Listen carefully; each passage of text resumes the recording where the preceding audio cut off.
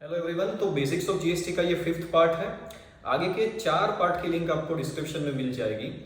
तो जिन लोगों ने आगे के 4 पार्ट्स नहीं देखे, आई विल सजेस्ट देम कि सबसे पहले आप जाके वो 4 पार्ट्स देख लीजिए। ये पूरी जो सीरीज है बेसिक्स ऑफ जीएसटी की, ये कुछ दोस्तों की डिमांड के ऊपर हमने शुरू की है कि बेसिक्स ऑफ जीएसटी को सिंप्लीफाइड तरीके से समझाया जाए ताकि एडवांस चीज़ें हम लोग अच्छे तरीके से समझ पाए। तो यही पर्पज़ है बेसिक्स ऑफ जीएसटी की ये सीरीज शुरू करने का। हालांकि मेरा प्लान तो ऐसा था कि इस वीक में 5-6 पार्ट्स में अपलोड कर दूंगा, लेकिन मुमकिन नहीं हो पाया। तो ये जो 5th पार्ट है, इसमें हम लोग जो डिस्कशन करने वाले हैं, जैसे मैंने आपको 4th पार्ट में बोला था कि जो रिवर्स चार्ज मैकेनिज्म है वो क्या है और कैसे वो काम करता है, उसका जो बेसिक्स है उसके बारे में हम लोग आज डिस्कशन करने वाले हैं। पिछले पार्ट में हम लोगों ने सेक्शन 9 सबसेक्शन 1 जो है सीजीएसटी एक्ट की, जो चार्जिंग सेक्शन है, उसके बारे में डिस्कशन किया था। उसमें मैंने आपको बताया था कि किसी भी टैक्सिंग लॉ में, किसी भी टैक्सिंग स्टैट्यूट में 4 चीज़ों का होना कंपलसरी है। नंबर 1 कि कौन से ट्रांजैक्शन के ऊपर आप टैक्स लेना चाहते हैं। नंबर 2 कौन सी वैल्यू के ऊपर टैक्स कलेक्ट किया जाएगा। नंबर 3 कौन से रेट से टैक्स कलेक्ट होगा। और नंबर 4 कौन टैक्स पे करेगा। अब इन 4 चीज़ों का चार्जिंग सेक्शन में स्पेसिफाइड होना बहुत जरूरी है। नॉर्मली ऐसा होता है कि मान लीजिए पर्सन ए जो है वो पर्सन बी को सेल कर रहा है, 100 रुपए की टैक्सेबल वैल्यू है और 18% का रेट है। तो पर्सन ए पर्सन बी के पास से 100 रुपए प्लस 18 रुपीज जीएसटी टोटल मिला के 118 रुपीज कलेक्ट करेगा और मिस्टर बी उसको 118 रुपीज पे करेंगे। उसके बाद में क्या होगा, तो यहाँ पर मिस्टर बी जो है वो रिसिपिएंट है और मिस्टर ए जो है वो सप्लायर है। तो रिसिपिएंट ने 118 रुपीज पे कर दिए सप्लायर को, सप्लायर ने उसमें से 18 रुपीज गवर्नमेंट को पे किए एज ए जीएसटी, और जो रिसिपिएंट है हमारा मिस्टर बी, उन्होंने इस 18 रुपीज की जीएसटी की क्रेडिट ले ली। ये जो मैकेनिज्म है इसको हम लोग नॉर्मल मैकेनिज्म या तो फिर फॉरवर्ड चार्ज बोलते हैं। सप्लायर सेल करता है रिसिपिएंट को, रिसिपिएंट उसको जीएसटी के साथ पेमेंट करता है, जीएसटी का पेमेंट गवर्नमेंट को सप्लायर कर देता है और subject to certain conditions recipient जो होता है वो उसकी जीएसटी की क्रेडिट ले लेता है। This is called forward charge. लेकिन कुछ सेक्टर्स ऐसे हैं, कुछ सप्लायर्स ऐसे हैं कि जिसमें गवर्नमेंट को लगता है कि ये जो जीएसटी कलेक्ट करने का बर्डन जो है वो सप्लायर के ऊपर ना रख के इसको शिफ्ट कर दें हम लोग रिसिपिएंट के ऊपर।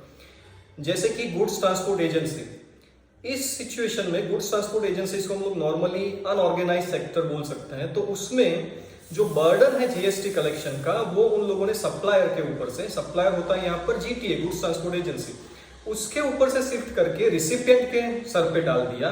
इसका मतलब ये है कि मान लीजिए मिस्टर ए सप्लायर है, मिस्टर बी रिसिपिएंट है, 100 रुपीज की टैक्सेबल वैल्यू का सप्लाई मिस्टर ए ने मिस्टर बी को किया है। अब अगर फॉरवर्ड चार्ज होता तो मिस्टर ए 18 रुपीज के या तो फिर 18% के रेट से 118 रुपीज कलेक्ट करते मिस्टर बी के पास से। लेकिन ये रिवर्स चार्ज में अगर कवर होता है तो मिस्टर बी मिस्टर ए को सिर्फ 100 रुपीज का पेमेंट करेंगे, मतलब कि जो टैक्सेबल वैल्यू है उतना ही, और जो 18 रुपीज का जीएसटी है वो सप्लायर को पे करने की बजाय डायरेक्टली गवर्नमेंट को पे करेंगे। और as they have paid the amount on their own, उन्होंने खुद पेमेंट किया है जीएसटी का, तो तुरंत ही उसकी क्रेडिट भी ले लेंगे।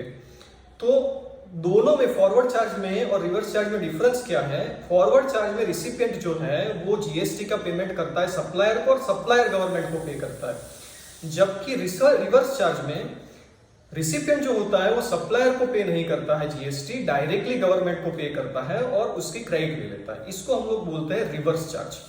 अब क्या सारी चीजें रिवर्स चार्ज में आएगी या कौन कौन सी चीजें रिवर्स चार्ज में आएगी, तो section 9 subsection 3 of the CGST act है, उसमें कुछ गुड्स और सर्विसेज को कुछ कंडीशंस में स्पेसिफाई किया गया है कि इतने सप्लाईज के ऊपर रिवर्स चार्ज लगेगा।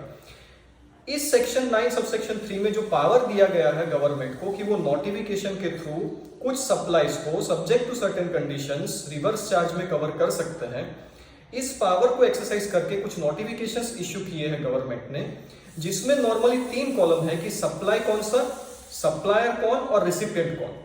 इन सिचुएशंस में जो लायबिलिटी टू पे जीएसटी है that will be shifted from supplier to recipient. तो उसमें सप्लायर की कोई जिम्मेदारी नहीं बनती है इसको पे करने की, जीएसटी को पे करने की, लेकिन रिसिपिएंट की जिम्मेदारी बनती है कि वो अपने आप खुद ही गवर्नमेंट को जीएसटी का पेमेंट करे। तो तो कौन कौन सी चीजें इसमें कवर होती है, उसके लिए आपको देखना पड़ेगा पूरा डिटेल नोटिफिकेशन की इतनी इतनी सर्विसेज, इतने इतने गुड्स इस रिवर्स चार्ज में कवर होते हैं। अब हम लोग जो बात करते हैं कि अगर रिवर्स चार्ज में कोई चीज कवर होती है तो सेक्शन 17 सबसेक्शन 3 के मुताबिक for supplier it is consider as exempt supply. Supplier के लिए वो एग्जाम सप्लाई मानी जाएगी। इसका मतलब यह है कि सप्लायर इसके ऊपर जीएसटी पे नहीं करता, रिसिपिएंट ही पे करता है, तो सप्लायर जो है उसके लिए ये जो सर्विस है that is considered as exempt supply. और अगर वो एग्जाम सप्लाई है तो इसका मतलब ये हुआ कि सप्लायर ने जिन जिन इनपुट सर्विसेज का या इनपुट का यूज किया है उसकी क्रेडिट पूल नहीं ले सकता। So that is also mechanism. ये हम लोग देखेंगे जब इनपुट टैक्स क्रेडिट वाला चैप्टर हम लोग देखेंगे तब। अभी हमको सिर्फ इतना याद रखना है कि चार्जिंग सेक्शन में जो हमने बात की थी कि 4 चीजें प्रेजेंट होनी चाहिए। कौन से ट्रांजैक्शन के ऊपर आप टैक्स लेंगे, कौन सी वैल्यू के ऊपर टैक्स लेंगे, कौन से रेट से टैक्स लेंगे और कौन इसको पे करेगा। उसमें जो 4th पार्ट है कि कौन पे करेगा, तो सेक्शन 9 सबसेक्शन 1 में लिखा गया था कि taxable person will pay the tax. इस 4th पार्ट को अंडर रिवर्स चार्ज बदल दिया गया है और रिवर्स चार्ज में अगर कोई सर्विस या गुड्स कवर होते हैं तो उसमें सप्लायर की जगह पर recipient is a person liable to pay tax. यहां पर लायबिलिटी शिफ्ट हो जाती है रिसिपिएंट के ऊपर। दूसरी चीज, ये जो रिवर्स चार्ज है वो कोई अलग चार्ज नहीं है, वो कोई अलग टैक्सेबिलिटी डिफाइन नहीं करता है। इसका मतलब ये है कि अगर मान लीजिए कोई सर्विस या गुड्स एग्जाम सप्लाईज में है, मतलब कि उसके ऊपर टैक्स लगता ही नहीं है, तो इस सिचुएशन में अगर वो सप्लाई रिवर्स चार्ज के अंदर कवर किया गया है दैट मींस कि वो still it will remain as exempt. उसके ऊपर टैक्स हम लोग रिवर्स चार्ज में होने की वजह से कलेक्ट नहीं कर सकते। कई लोगों का ऐसा मानना है कि अगर कोई चीज रिवर्स चार्ज में दी गई है then you are not required to verify the exemptions. नहीं, ये चीज गलत है। अगर टैक्सेबिलिटी ही नहीं है तो उसको कौन पे करेगा वो क्वेश्चन नहीं आता है। कौन पे करेगा वो क्वेश्चन तभी आता है जब हम लोग एक बार डिसाइड कर ले कि भाई ये जो सप्लाई है वो टैक्सेबल है, उसके ऊपर जीएसटी लगेगा। फॉर एग्जांपल मान लीजिए कि जो डायरेक्टर है वो अपनी कंपनी को कोई सर्विस देता है। अब अगर डायरेक्टर अपनी कंपनी को कोई सर्विस देता है तो ये जो है वो entry number 6 of the notification 13/2017 के मुताबिक रिवर्स चार्ज में कवर होता है। लेकिन ये जो सर्विस वो डायरेक्टर दे रहा है कंपनी को, वो मान लीजिए कि एग्जाम सर्विस है, for example health care service let's say. तो अगर ये एग्जाम सर्विस है इन दैट सिचुएशन ये रिवर्स चार्ज वहां पर काम नहीं करेगा। इसके ऊपर टैक्स ना ही कलेक्ट किया जाएगा ना ही इम्पोज किया जाएगा, कुछ नहीं होगा। सो रिवर्स चार्ज सिर्फ इतना ही करता है कि जो लायबिलिटी टू पे जीएसटी है वो सप्लायर के ऊपर से शिफ्ट करके रिसिपिएंट के ऊपर डाल देता है।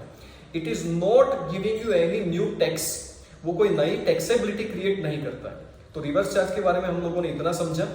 एक सेक्शन है सेक्शन 9 सबसेक्शन 4, वो जब आई थी 1 जुलाई 2017 को तो ये ब्लैंकेट रिवर्स चार्ज थी। ब्लैंकेट रिवर्स चार्ज का मतलब ये होता है कि भाई अनरजिस्टर्ड पर्सन ने सप्लाई किया है रजिस्टर्ड पर्सन को, तो उसमें जो रजिस्टर्ड पर्सन रिसिपिएंट है उसकी जिम्मेदारी बनती है कि वो जीएसटी खुद गवर्नमेंट को पे करे। अब हर एक सिचुएशन में प्रैक्टिकली पॉसिबल नहीं था, तो इस सेक्शन को अमेंड कर दिया गया फ्रॉम 2018 जीएसटी अमेंडमेंट एक्ट 2018 से सेक्शन 9 सबसेक्शन 4 को अमेंड किया गया और ये ब्लैंकेट रिवर्स चार्ज को निकाल के कुछ स्पेसिफिक सिचुएशन में ही ये रिवर्स चार्ज एप्लीकेबल होगा, ऐसा अमेंडमेंट किया गया फिनांस एक्ट 2018 से। तो जो ब्लैंकेट रिवर्स चार्ज है कि भाई अगर अनरजिस्टर्ड पर्सन रजिस्टर्ड पर्सन को कोई सर्विस देता है तो रजिस्टर्ड पर्सन की जिम्मेदारी है कि उसके ऊपर जीएसटी पे करे, वो 2018 से निकल चुका है। अब ऐसी सिचुएशन नहीं है, अब सिर्फ स्पेसिफिक सिचुएशंस में ही। और 9(4) में जो स्पेसिफिक सिचुएशन दी गई है नॉर्मली रियल एस्टेट के लिए है, बिल्डर्स के लिए है। बाकी सिचुएशन में नॉर्मली सेक्शन 9 सबसेक्शन 4 जो है ब्लैंकेट रिवर्स चार्ज वो एप्लीकेबल नहीं होता है। तो हम लोगों ने डिस्कस किया सेक्शन 9 सबसेक्शन 3, सेक्शन 9 सबसेक्शन 4 जो रिवर्स चार्ज के बारे में है। आई होप कि रिवर्स चार्ज का जो बेसिक है वो आपकी समझ में आ गया होगा। अगर रिवर्स चार्ज के बारे में कोई क्वेश्चन है then you can ask the question in the comment box, I will be happy to answer. Next session जो होगा, नेक्स्ट पार्ट जो होगा उसमें हम लोग कंपोजिशन स्कीम का डिस्कशन करेंगे और वो बहुत ही इंपॉर्टेंट है। So with in 1 or 2 days I will upload a video on